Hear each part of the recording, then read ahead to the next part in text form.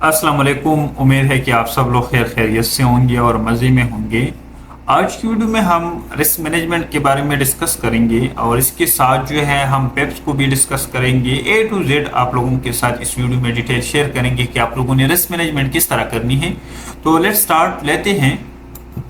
तो पहले हम पेप्स को डिस्कस करेंगे कि पेप्स है क्या और इसको हम किस तरह काउंट करेंगे। देखिए, हमारे पास ये यूएसडी की चार्ट ओपन है और ये हमारे पास ट्रेडिंग व्यू है।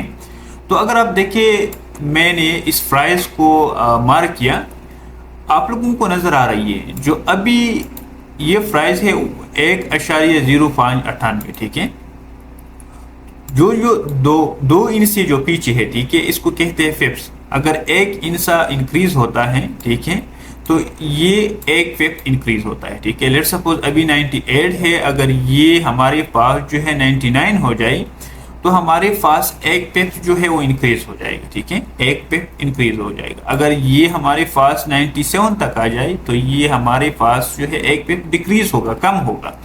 और ये जो आप लोगों को ये स्मॉल सा नजर आ रहा है, इसको कहते हैं पॉइंट। ठीक है, यानी ये पॉइंट है, यानी ये पिप से नीचे है। तो हम जनरली डिस्कस करते हैं, पिप्स डिस्कस कर लेते हैं।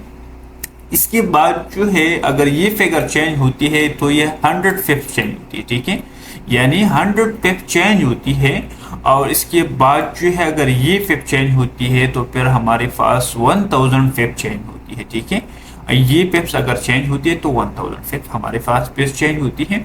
अब अगर आप देखें तो ये 99 है। ठीक है, 99 पे चल रही है। अगर ये 6 बन जाए और फिर ये अगर 99 से लेट सपोज अगर ये 1.06 बन गया, ठीक है, 1.06 बन गया और ये चला गया 1.07 तक चला गया। ठीक है, तो ये मतलब ये है कि इसका जो है 100 पिप्स जो है इंक्रीज हो गया। ठीक है, अगर 0.106 से ये 7 तक चला गया तो फिर ये हमारे पास 100 पिप। अभी 99 है, अगर ये 6 बन गया तो ये 6 बन जाएगा, 6 से लेकर 7 तक ये 100 पिप्स है। तो ये फिगर हमारे पास 100 पिप्स का काउंट होता है। ठीक है, अगर ये चेंज होता है। बाकी ये टू फिगर जो है, ये 2 हिंस से जो है ये हमारे पास जो है ये पिप्स होती है। ठीक है, तो क्लियर हो गया।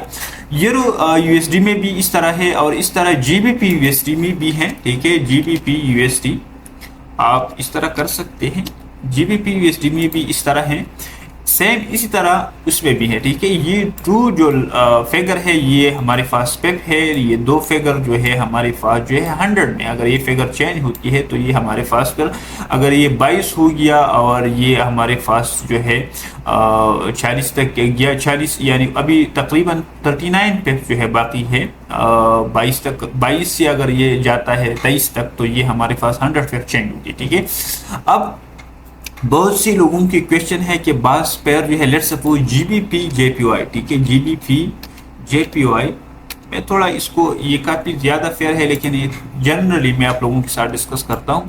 अब अगर आप देखें तो इसमें पिप्स किस तरह काउंट होती है। ठीक है, इसमें ये पिप्स आपको काउंट होंगी, ये 2 फिगर। ठीक है, ये जनरली अगर आप देखें तो ये स्मॉल पॉइंट से बाकी जो 2 पॉइंट्स होती हैं, यानी 2 फिगर होती है। अगर ये छोटा फिगर आप इससे निकालिए, पॉइंट वाला निकालिए, तो 2 जो है आप लोगों के साथ ये 2 हमारे पास इसका पिप्स बन जाती है हर पेयर में। अब अगर गोल्ड को देखें तो गोल्ड में हमारे पास $1 जो है हमारे पास 10 पिप्स का होता है। ठीक है, गोल्ड में हमारे पास जो है अगर देखें इसमें 2 पिप्स है। ठीक है, ये हमारे पास $1 जब चेंज होती है तो हमारे पास 10 पिप्स जो है ये हमारे पास इसमें आती है। ठीक है, $1 में।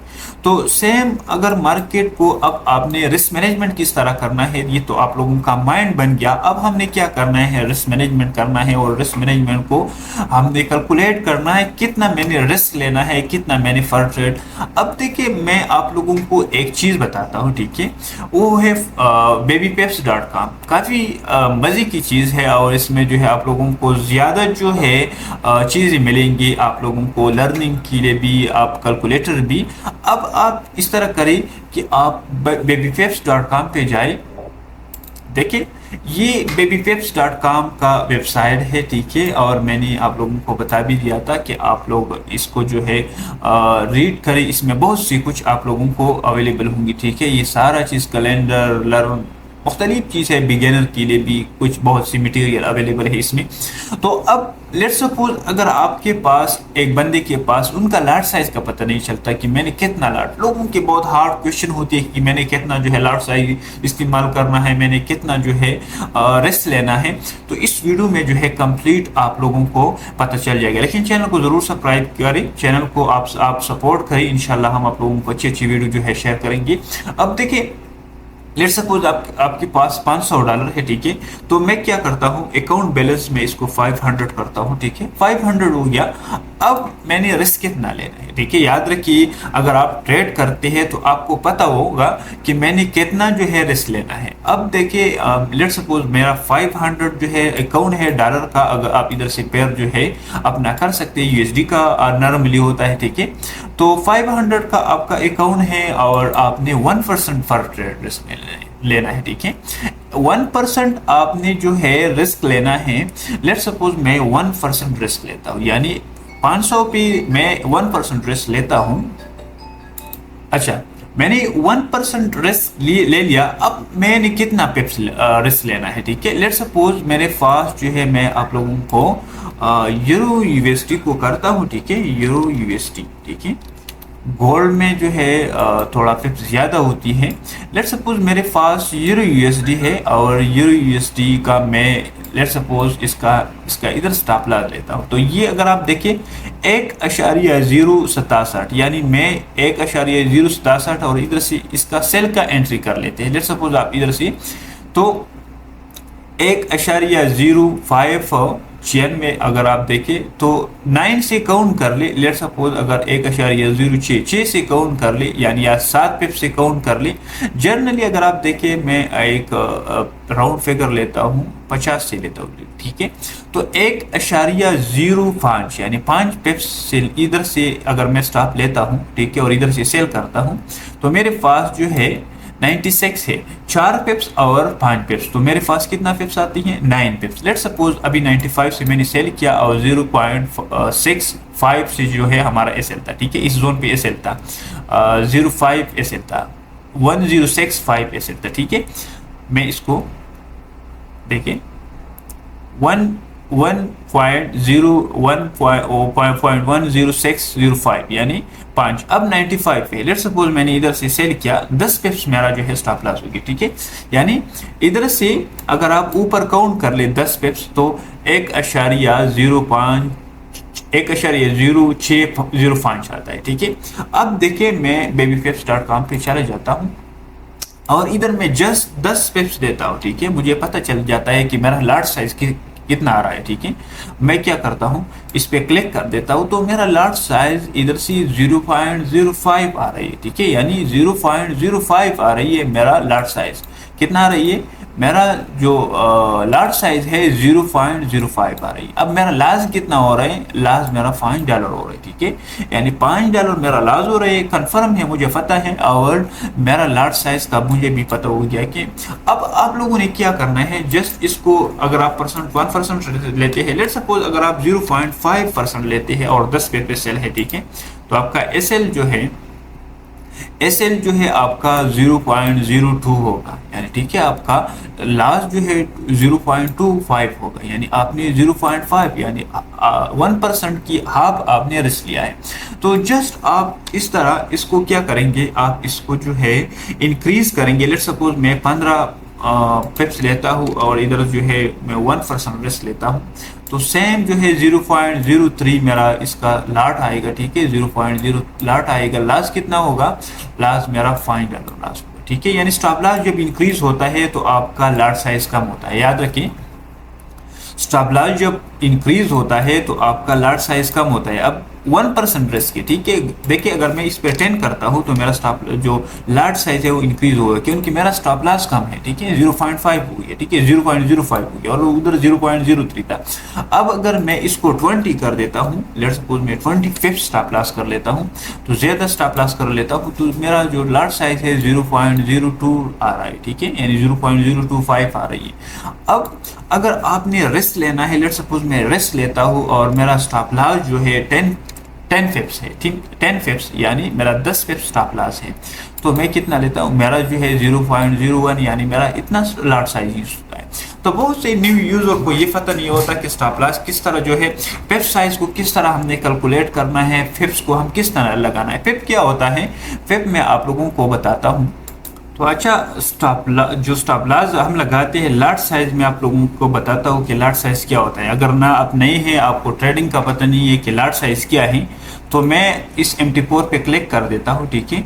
और MT4 पे हमारे पास ये लार्ज साइज है, ठीक है। अगर मैं ये अगर आप देखें 1.52, तो अगर आप इसको जो है, ये मेरे पास जो है लैपटॉप पे है, अगर मैं इसको 0.2 कर लेता हूँ, लेट्स सपोज 0.2, तो आपने उस हिसाब से फिर इधर ट्रेड लेना है। आपने काउंट करना है कि अगर मेरा स्टॉप लॉस इस जोन पे आ रही है, ठीक है, 1.080, ठीक है, लेट सपोज मेरा 1.080 आ रहा है। अभी जो 15 पे जो है हमारे पास जो है इसके ऊपर है, ठीक है, 80 से ऊपर जो है 95 पे चल रही है। तो मैं अगर इस जोन से बाई कर लेता हूँ, ठीक है, मैं इस जोन से अगर बाई कर लेता हूँ, तो मेरा SL जो है 15 फिप्स आएगा, ठीक है। 15 फिप्स के लिए मैंने कितना जो है 1% लेना है। 1% आपके अकाउंट के मुताबिक आप जो है इसको कर सकते हैं। ट्रेड किस तरह फिर आपने लेना है, ठीक है। लेट सपोज मैंने इधर से ट्रेड ले लिया, ठीक है, जस्ट वैसे आपको जो है समझाने के लिए। और स्टॉप लॉस आपने किधर रखना है, आपने इस जोन पे रखना है, ठीक है। तो लेट सपोज ये अकाउंट जो है मेरे पास जो है $2500 का है, तो 2500 की जो है 1% जो है हमारे पास $25 आती है, ठीक है। तो आप जो है उसके मुताबिक फिर आपने प्रॉफिट किस तरह बुक करना है। लेट सपोज आपने $25 जो है रिस्क लिया है, तो आपको $50 पे जो है इसको जो है क्लोज कर देना चाहिए, ठीक है। और इधर भी देखना होगा कि कितना जो है हमारे पास जो है इसका रेजिस्टेंस है, सपोर्ट है कि नहीं है, तो आपने फिर उसको देखना है, ठीक है। तो ये हमारे पास लार्ज साइज है, ठीक है। लार्ज साइज उधर से इंक्रीज होता है, ठीक है। मैं आपको जो है इसका इंक्रीज डिक्रीज कर देता हूँ। इधर से आप इंक्रीज कर सकते हैं, इधर से आप जो है कम कर सकते हैं, ठीक है। तो इधर से आप जो है इसको कर लेते हैं। सिंपल जस्ट आपने क्या करना है, इसको देखना है कि हमने कितना जो है रिस्क लेना है। वन अप आपने कितना जो है प्रॉफिट बुक करना है, तो 1:3 1:2। लेट सपोज अगर आपने